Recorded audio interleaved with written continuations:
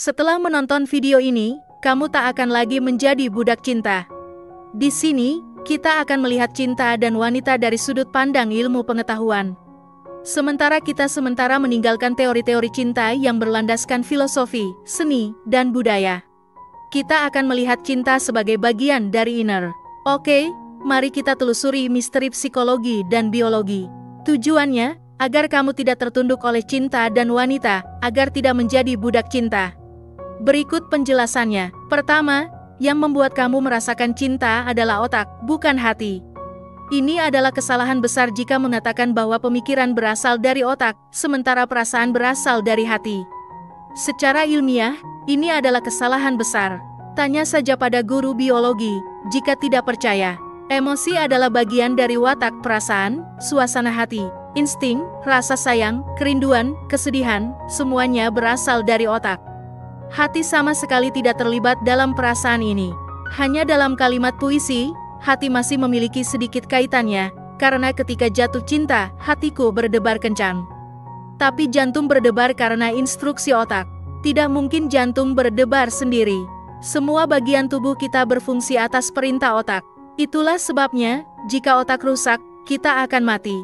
Setelah menyadari hal ini, kamu akan menyadari bahwa logika dan perasaan sebenarnya tidak terlalu berbeda, keduanya berasal dari otak. Jadi, ketika kamu merasa terlalu terbawa perasaan sedih karena cinta dan wanita, dan merasa tidak bisa diatasi secara logika, coba lagi, itu benar-benar bisa diatasi secara logika. Masalahnya, apakah kamu mau menggunakan otak secara logis? Mungkin kamu malas berpikir karena telah menjadi sangat tergila-gila. Maaf jika terdengar kasar, ini untuk kebaikanmu. Agar kamu dapat bangkit kembali. Jadi, jika ingin bisa mengendalikan perasaan, kamu harus kuat secara logis dan terbiasa memontrol otak. Fakta kedua, standar ketampanan menurut cewek dapat berubah-ubah, tergantung pada tahapan siklus menstruasinya. Ini berdasarkan penelitian terbaru dari Mardi Hazelton, seorang profesor di UCLA, Amerika Serikat. Selama masa subur, saat ovulasi, wanita cenderung lebih tertarik pada pria yang macho, tinggi, tegap, dan berwajah maskulin. Hal ini karena secara biologis, wanita ingin memilih pasangan dengan DNA terbaik untuk melanjutkan keturunan.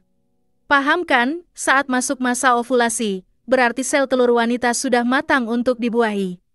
Di luar periode subur, mereka cenderung lebih tertarik pada pria yang terlihat ramah, mudah bergaul, nyaman diajak berbincang, dan yang bisa memberikan keamanan finansial. Intinya, yang terlihat stabil secara materi. Apa implikasinya bagi kamu? Ini berarti tidak ada pria yang benar-benar jelek secara mutlak. Di mata wanita, meskipun terlihat sangat tampan tapi tidak mapan secara finansial, wanita akan tertarik melihat kamu sebagai calon ayah yang baik. Mereka akan sangat tertarik pada kamu saat mereka sedang ovulasi. Jika kamu merasa kurang menarik secara fisik, namun mampu memberikan rasa aman melalui dukungan finansial, wanita juga bisa sangat menyukai kamu bahkan lebih dari sebelumnya. Sekali lagi, jika ingin menjadi pria yang menarik, bentuk tubuh yang maskulin sangat penting, ditambah dengan membangun karir untuk mencapai stabilitas finansial.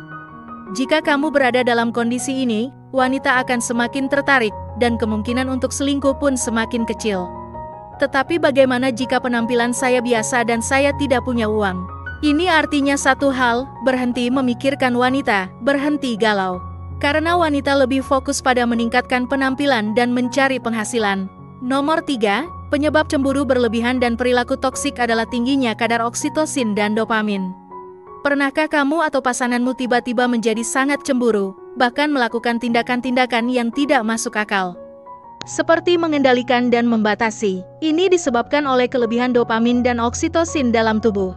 Dopamin adalah hormon yang dilepaskan saat kita merasa senang mencapai sesuatu, seperti saat bermain game atau mendapatkan like di media sosial. Oksitosin adalah hormon yang dilepaskan saat kita merasakan kedekatan dengan orang lain, seperti saat berpelukan atau bergandengan tangan. Namun, jika terlalu banyak kedekatan dengan pasangan, hubungan tersebut bisa menjadi beracun. Rasa cemburu yang berlebihan dan keinginan untuk menyakiti pasangan dan diri sendiri dapat muncul. Inilah mengapa cemburu buta sering muncul ketika kita sangat mencintai pasangan kita. Untuk mencegahnya, hindari kedekatan yang terlalu intens. Jika sudah terlalu mesra, berikan waktu dan ruang, lakukan aktivitas yang berbeda. Keempat, nafsu bisa membuatmu kehilangan akal sehat. Ketika kamu terangsang atau sedang dipenuhi oleh nafsu birahi, kemampuan berpikir logis dan kritis dalam otak, terutama bagian prefrontal cortex, menjadi terganggu. Ini berarti, saat kamu dalam kondisi terangsang, kemampuanmu untuk berpikir secara rasional dan kritis menurun. Dampaknya bisa terlihat jelas, seperti penolakan untuk menggunakan perlindungan meskipun belum siap untuk menjadi orang tua. Bahkan, ada kasus yang lebih serius di mana seseorang kehilangan kendali diri, berakhir dengan tindakan kekerasan atau bahkan pembunuhan terhadap pasangannya. Oleh karena itu, sangat penting untuk mengendalikan nafsu birahi dengan bijak. Jika kamu belum mahir memontrol diri, sebaiknya hindari melakukan tindakan yang dapat dipicu oleh nafsu tersebut. Kesimpulannya, ini adalah 4 rumusan tentang cinta dan wanita berdasarkan pengetahuan ilmiah. Pertama, perasaan berasal dari otak, bukan dari hati, jadi penting untuk selalu bersikap logis saat menghadapi cinta. Kedua, standar kegantengan cowok dalam pandangan wanita bisa berubah-ubah tergantung pada fase kesuburan mereka, yang berarti tidak ada standar mutlak tentang kegantengan, kecuali jika kamu tidak berusaha untuk memperbaiki diri. Ketiga, terlalu banyak kedekatan seringkali memicu cemburu berlebihan dan perilaku toksik karena produksi oksitosin yang meningkat. Keempat, nafsu birahi dapat menghalangi pemikiran rasional, jadi perlu hati-hati. Jadi, setelah memahami ini, jangan sampai kamu menjadi budak cinta, dan selalu ingat bahwa cinta dan wanita adalah bagian dari keindahan hidup, bukan sumber penderitaan. Demikian video kali ini. Apakah kamu memiliki pengalaman menarik terkait pembahasan di atas? Tulis pendapat kamu di kolom komentar di bawahnya. Terima kasih telah menonton video ini. Jika kamu menyukai konten ini, jangan lupa untuk like, share, dan subscribe ya. Terima kasih dan sampai jumpa dalam video berikutnya.